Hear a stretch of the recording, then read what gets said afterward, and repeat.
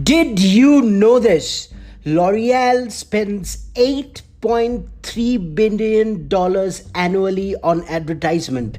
Samsung spends 9.9 billion. P&G 10.5 billion. Salesforce spends about 49% of its revenue on advertisement, and Johnson & Johnson 28% of its revenue. And if you are an entrepreneur with a great idea in your mind and you want to enter one of the marketplaces that are dominated by these giants who have a lot of money in their kitty, you must be thinking, how can I compete with them? I know how you can. If you are interested, stay tuned. I'm going to talk about how you can compete with these giants.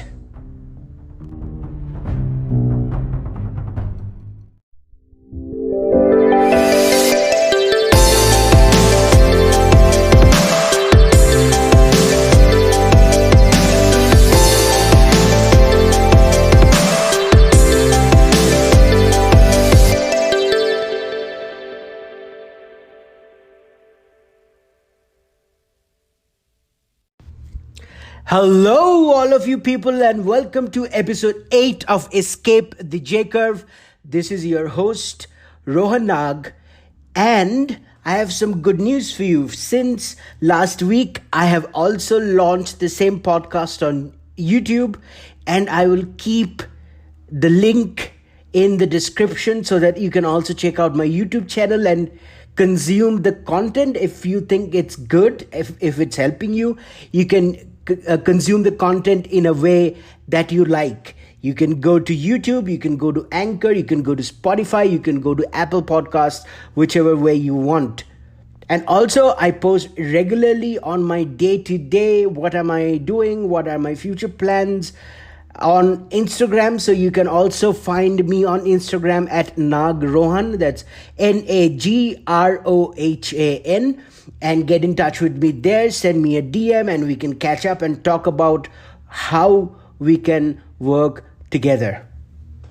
Okay, this episode is going to be pretty important because we are going to talk about the juicy stuff, the brass tacks, the actual strategies on how to launch a business cheaply, and we are going to look at how the giants, big corporations who have billions of dollars, or startups that are backed by venture funding, they're running their businesses, and how we can do it cheaper.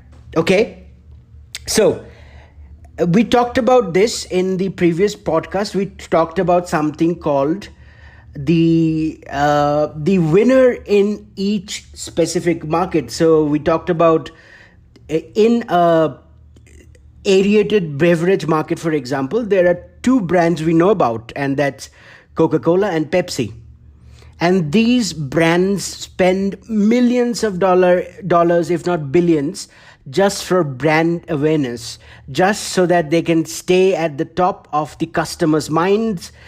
And, they would buy a billboard for millions of dollars. They would buy a Super Bowl ad somewhere and spend millions of dollars so that they can keep staying at the number one or the number two positions for their specific markets.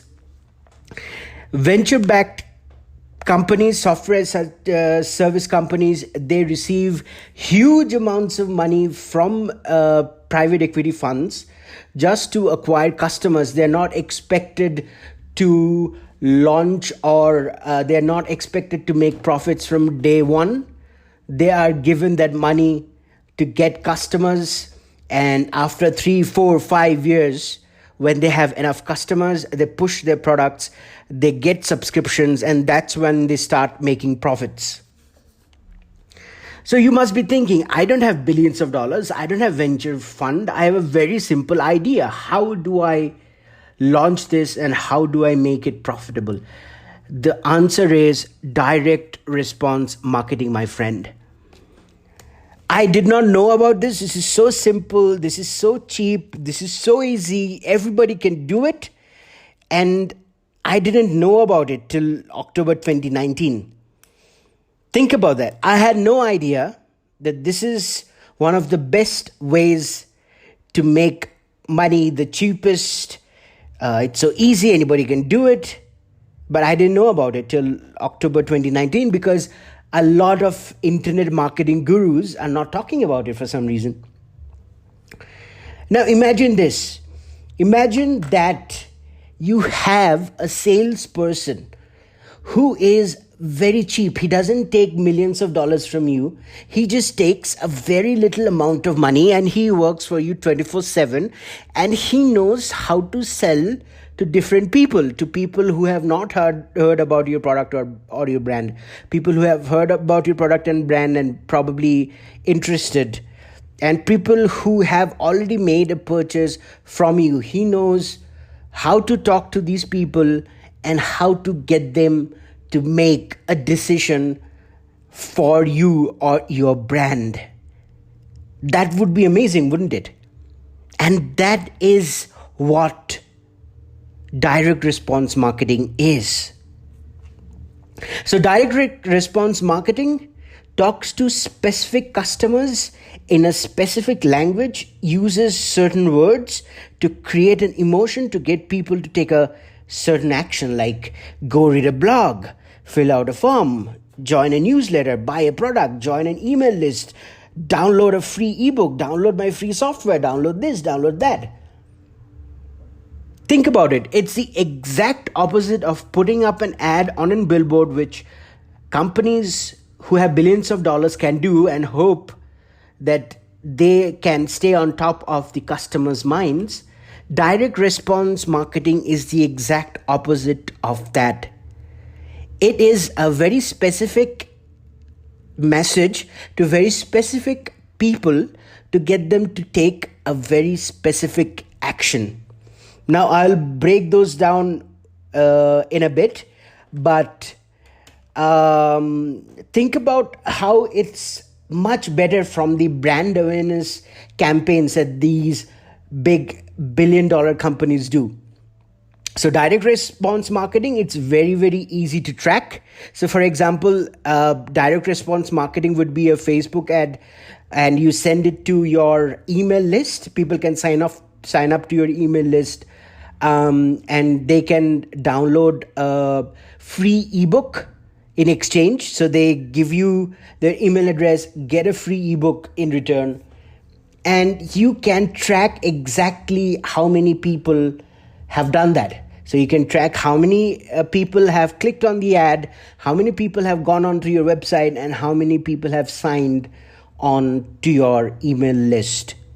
It has a very, very specific audience. So as I told you, the direct response marketing considers what kind of customers do we want to reach out to. It's not a one size made for all approach. It's very specific. It's for people who have never heard of you. It could be for people who have done business with you in the past. It could be for people who have heard about you but not very excited about you yet. So let me give you an example. For example, let's say you are an artist or you are an amazing sculpture artist, and you want to sell your digital product which teaches people how to make beautiful sculptures. Now you can write a specific Facebook ad which targets people who are interested in buying or looking at sculptures. You can give them a certain specific action. For example, they click on the link, they download your free book on 100 essential sculpture ideas. They give you the email list and you market to them for your high price product, which is say $100. And you have different copies or different sales messages to each of these people. And there's a very specific framework that any direct response marketing campaign follows. Well, one of the frameworks, it's called hook, story, offer, and it's a brilliant way to write a copy, but I'm going to be talking about it in a future episode. But so when you think about your direct response marketing campaign, think about the first point of contact with your customers. Maybe it's a Facebook ad. So when you write your Facebook ad, it should have a hook. Hook is nothing but the title which grabs the attention of your customers. For example, it could be like 101 sculpture related mistakes that you have been making. That would interest your customers, wouldn't it? They'd be like, I've been making sculptures for 15 years and am I also making these mistakes?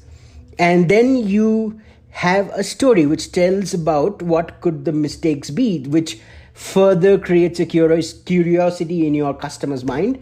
And the offer is what you're trying to, or what the call to action is. So it could be just, clicking to get onto an email list, or it could be to pay money, get in their credit card number, get in their credit card details to buy a final product.